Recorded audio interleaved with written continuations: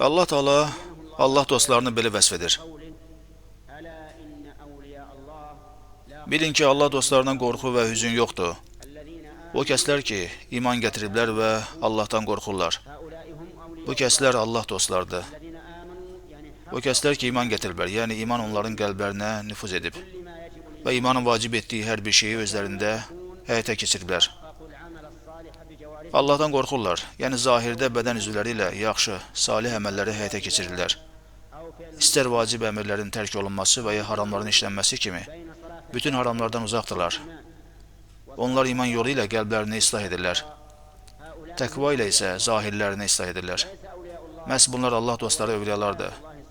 Övliyalıq bəzi dələduzların etdiyi kimi iddia ilə olmur.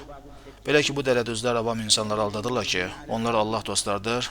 Əslində isə Allah qorusun, onlar Allahın düşmənləridir. Video xoşunuza gəldisə paylaşmağı unutmayın.